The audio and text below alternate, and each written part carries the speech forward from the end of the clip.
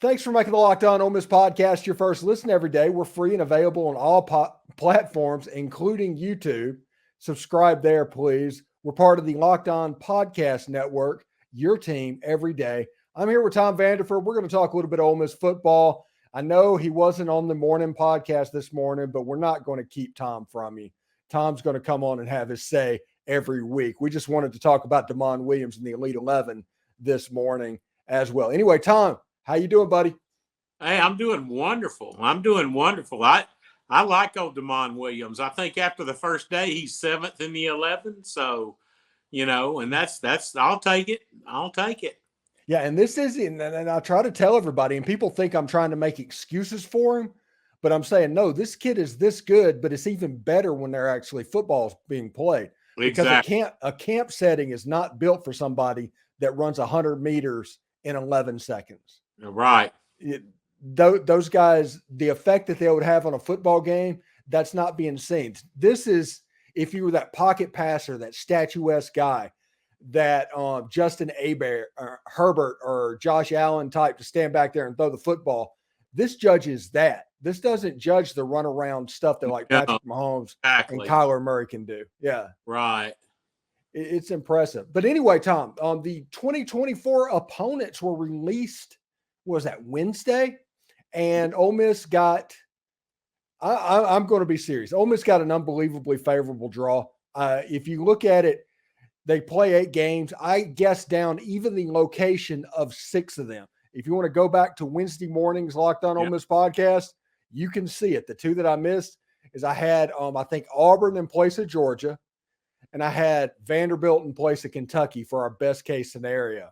And this is pretty sweet. There's no excuse for the schedule if you don't win. That excuse is gone.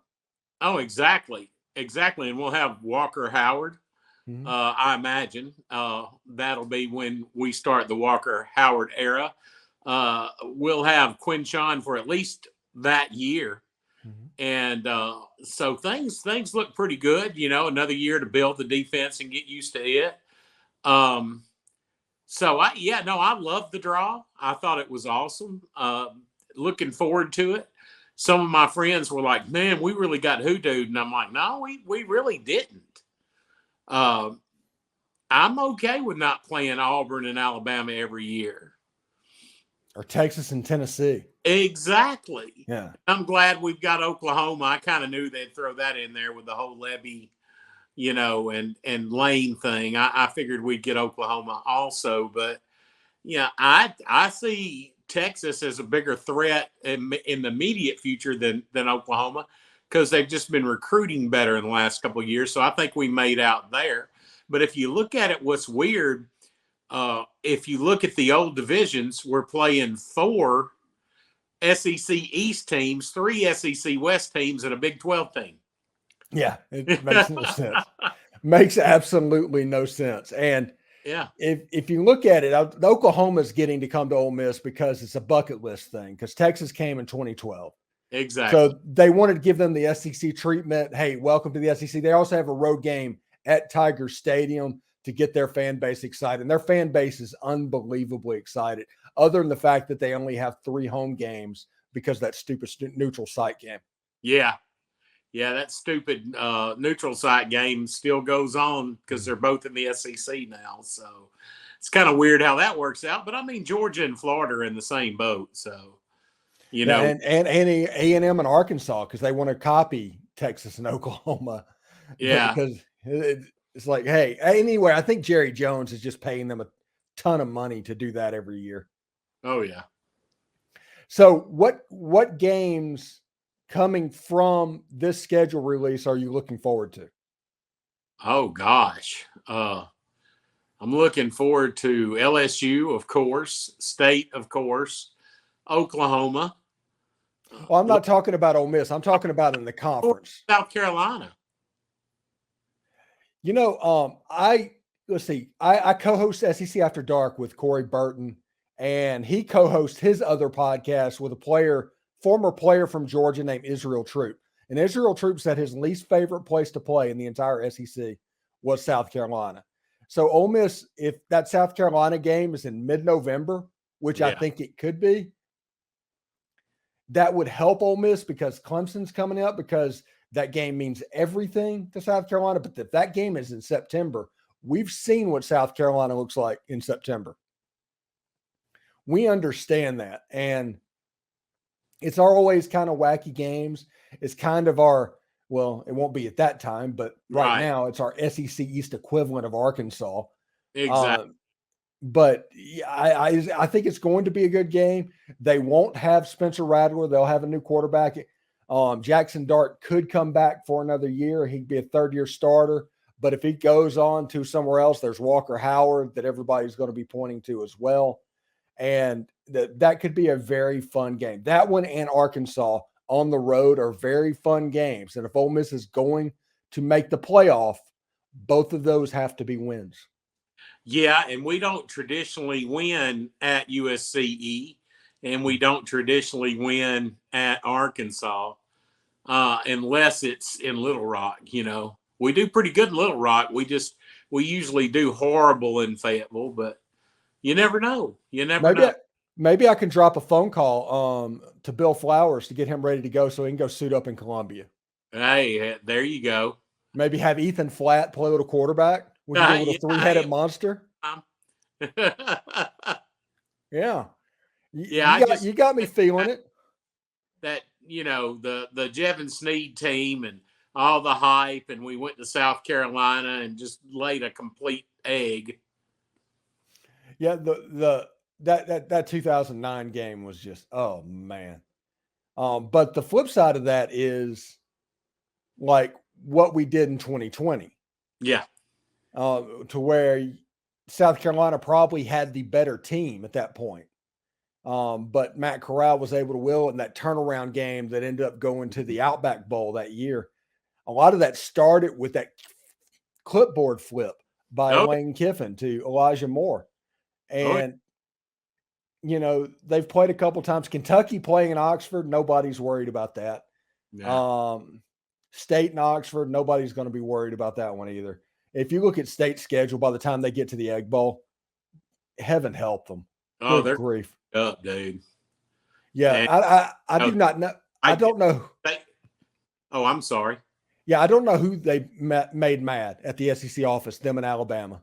I don't know how it happened or what it happened, but they need to be on their knees begging forgiveness profusely because of whatever they did. Because at Tennessee, at Georgia, and at Texas, that is evil. Yeah. And then you put the Egg Bowl at the end of it whenever you're all beat up from all those games, because there's a possibility that 2 of those games are in November.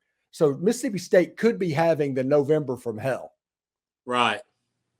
And it's not pretty. Alabama also needs to apologize as well. Basically, they took the 2 ringleaders that pushed for this 8 game schedule, and they're punishing them. Oh, gosh. Both Alabama and Mississippi State have unbelievably brutal schedules. Oh, yeah. Yeah. Yeah, I've got a State fan at work. He's like, oh, man. He said, what a brutal schedule. And I said, yeah, it's, like the one we had last year. It just, it was backloaded and it got ugly. So you never know. You never know. But, we've got a pretty brutal schedule in 2023 also. No, I refuse to call it brutal. I absolutely refuse to call it brutal. I don't play that game brutal at all. We play Georgia. Pretty darn good. Yeah, I say that we play at Georgia because that's realistically what makes it brutal. You take that away, it's the same. Last year's schedule was more difficult. Oh yeah, I agree. And we can, and I'll say this, and people will say, well, you're crazy, Tom. That's fine. There's nobody that we cannot beat on our schedule for 2023. And that includes Georgia. Yes. Yeah. They're going to have a new quarterback. They're going to, it's going to be a lot of things. I don't think people realize just how deep we are. I know I say that every podcast, but we have never been this deep in my lifetime. Kirby, you can record this, you can clip this, you can put this on the bulletin board, but we're the second most difficult game on your schedule, Kirby, and we are coming to Athens to win that game. Of course we are. Yep. Anything less than your A game, you're getting beat that day, buddy. Yep. We got the best running back in the country. Mm-hmm. Good offensive line, a good offensive scheme. I mean, every year that Lane's been there, we've been a top 10 offense. Mm-hmm. We're going to have a little defense this year. You know, I was talking to somebody today, and they said, hey, don't be surprised if Coleman plays a little jack. You know, that doesn't surprise me. That the more I think about it, you know, Coleman moving over there and doing that for their edge rushing stuff. Mm-hmm. I think Suntarian they're going to put over there because Yeah. if you put him after the quarterback, he's going to turn into a holy terror and be just a left tackle's worst nightmare. Yep. Well, you look back at the video when he was at TCU. They put him on the edge a lot. They kind of used him like a jack. And nobody could get to him. Nobody could touch him. So I think that we've got a coach that will see that and will use that to his advantage. So, okay, before we get out of here, I'm going to see The Flash tonight. While the time this video is airing, whenever it goes up at 7:00 tonight, I am in the movie theater right now looking at The Flash. So are you going to see The Flash? Yeah. Okay. Heck yeah. Just because Michael Keaton coming back as Batman, I'm here for it. Take my $15. Yeah, exactly. The other one, Indiana Jones at the end of the month, the 30th. You going to that one? Definitely. The premiere was apparently last night, and today a lot of people coming in. It's popping up online. A lot of people seem to like it. There's the general people. I think there's several people that like to come in and that whenever a superhero movie or Indiana Jones or a movie like that isn't Citizen Kane, they just treat it as if there's only one type of movie. But the people are saying it's a fun ride like Raiders. And if it's like Raiders, I can handle the Dial of Destiny at that point. Oh, yeah. I have got to see it. Mm-hmm. So I'm pretty excited. Even if Harrelson Ford is 80 years old. Yeah. At least I'm getting one more of this. If this is the last one I'm ever going to get, at least I'm getting this. Exactly. So, all right, before we get out of here, we're in the dog days of summer. We're in the worst month for college football, the month leading up to media days. How are we going to make the next 4 weeks pass other than going to the Flash and Indiana Jones? I mean, we've got to come up with something, right? Oh yeah. Yeah. We've got to come up with something and we will. Yeah. Because all of this is about fun and we're going to go a little bit off topic because it is what it is, but we're going to try and stay as much as possible about Ole Miss because we're about Ole Miss every day. We're about commentaries, we're about perspectives, and we're about having the conversation pretty consistently. The way I view this, Tom, is do you know how Norm was on Cheers on his bar stool? Yeah. And they'd get there and he'd just go to the place and he'd talk about whatever. And he just enjoyed doing that. This chair right here, I am Norm. I like to come in here. I like to have conversations with people, talk about Ole Miss football, get their perspective, talk about what I think is going on, and just have fun talking about Ole Miss because at the end of the day, this is about fun. Heck yeah. Anyway, thanks again for making the Locked On Ole Miss podcast your first listen every day. We're free and available on all podcasts, including YouTube. We're part of the Locked On Podcast Network, your team every day. Tom, thank you so much, buddy, for stopping by. And once again, we'll do it next week. Hopefully there'll be some news to talk about. Hey, that's wonderful. Hotty toddy, everybody. Hotty toddy.